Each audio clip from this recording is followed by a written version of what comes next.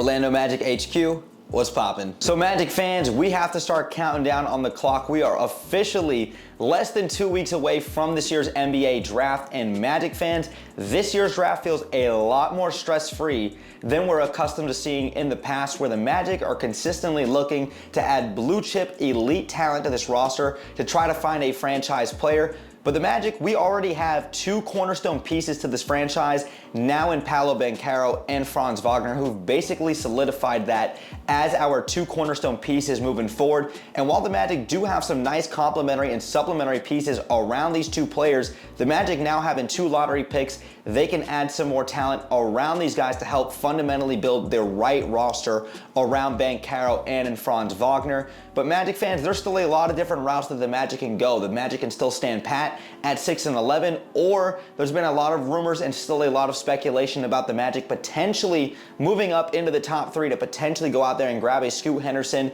or a Brandon Miller. I don't think anybody, no reporter or no NBA insider really knows what's going on in that Magic front office, as they keep it very tight-knit. Jeff Weltman in that front office. But Magic fans, if we do stand pat at pick 6 and 11, I have a prospect today that we're going to be talking about in Jarace Walker, to me, who is the most realistic top 3 prospect for me for the Magic to go out there and get at number 6 overall. Now, who is Jarace Walker? Jarace Walker is a 19-year-old forward who just finished up his freshman season for the University of Houston. He played high school basketball here locally in Central Florida, in Bradenton, Florida, at the IMG Academy. He comes in at about 6'8", 250 pounds, and has about a 7'2" wingspan. This past season for the Cougars, Jarace Walker averaged 11, 7, and 2 on 46, 35, 66 splits, and still chipped in defensively a steal and a block per game. To me, Jarace Walker is one of the most interesting and I think complete players coming out of this year's draft that I think is going to make an absolute immediate impact on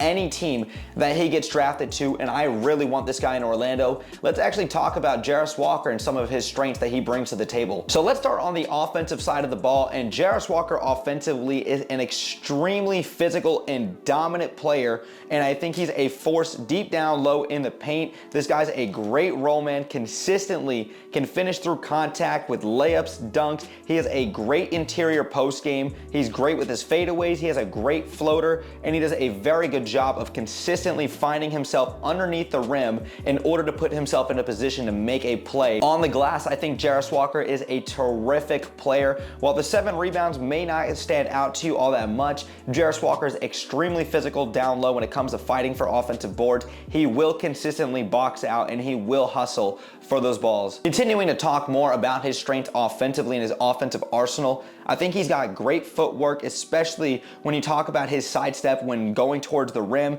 Like I mentioned earlier, he's got a great soft touch on the ball with his float game, and he does a great job finishing through contacts, especially with some acrobatic layups that you wouldn't expect a guy with his size and frame to have finished some of those layups. Jarace Walker is also a guy who is capable of stretching the floor, as you saw with that 35% from behind the arc this season. He's not a terrific shooter, but he's not a guy who's going to consistently struggle from the three-point line. I think that's something he's gonna have to work at the next level, but he did show the ability for the Houston Cougars to spot up shoot, to take it off the dribble, and as well to pull up in the mid-range. Jarace does a great job cutting without the ball and moving without the ball in general, and finding himself as a great roll man. He's also a guy who is a willing passer and will put himself in a position, like I mentioned earlier, underneath the rim to go ahead and finish a lot of plays or to get these putbacks. And another terrific thing about him offensively speaking, and this really kind of goes for him on both sides of the ball, is something that you cannot quantify: his energy, his hustle, and his motor. I think every championship team and every good NBA team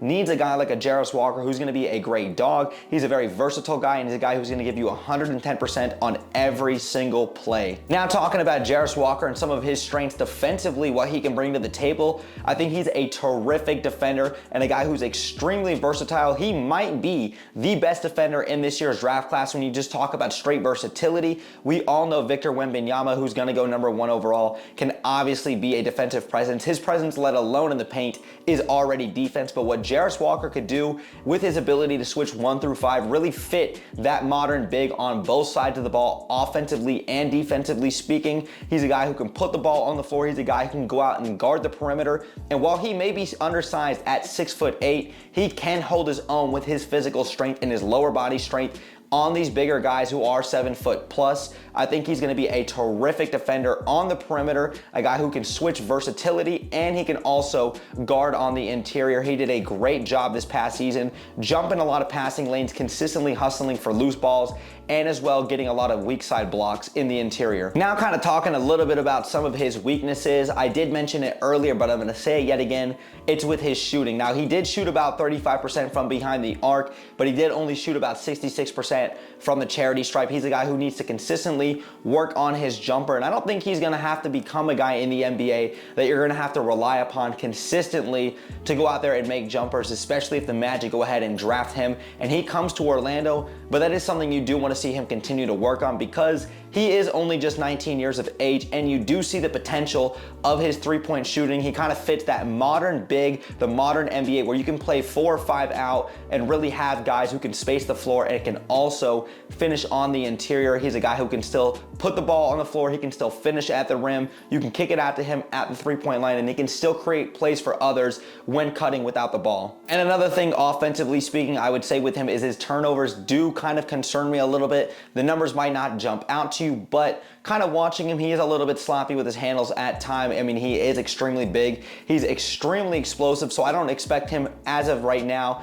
to have perfect handles, but I do think if he can tighten that up, especially at the next level where obviously the game is going to become a lot more faster to him, he's gonna have to tighten up on those handles, especially when he's driving on the interior, but that'll come with time. He definitely needs to tighten that up a little bit though. And while overall he does have some weaknesses, when you talk about his handle, you do talk about his consistent shooting, which does need to be worked on. I think overall, when you look at him as an overall prospect, what he can bring to the table, not just day one, but his absolute peak ceiling, there's a lot more you gotta like about Jarace Walker than his weaknesses, and I think you can really overshadow and overlook those, because those are things that can come with time, and those are things that you can teach and he can learn and grow with in the NBA game, especially if the Magic continue to develop this young talent. But really getting into my final verdict with Jarace Walker, this is a guy I'm absolutely excited about. I want him in Orlando. We've talked about Grady Dick on the channel. We've talked about Cam Whitmore.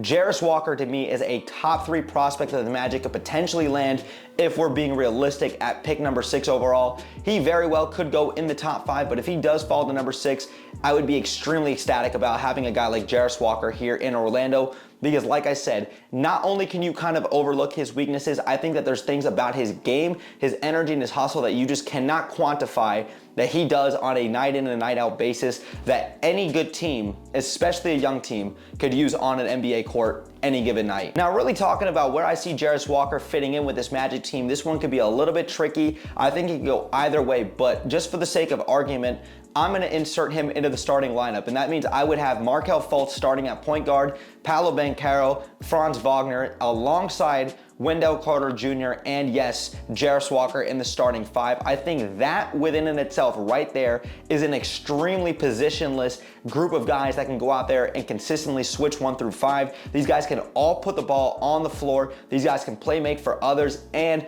we know all of these guys are capable of hitting the three-point shot. While this may not be the best three-point shooting group in the NBA, and it's far from it, these guys can continue to develop. And I think, like I mentioned earlier, this is an extremely positionless group. These guys are all extremely versatile in what they can do. And then you're still gonna have guys like Jalen Suggs and Cole Anthony both coming off the bench in this scenario. You're also gonna have the number 11 overall pick coming off the bench alongside guys like Jonathan Isaac, who's gonna be coming back off of injury, Bol, Caleb Houston, Kevon Harris, Mo Wagner, the list goes on.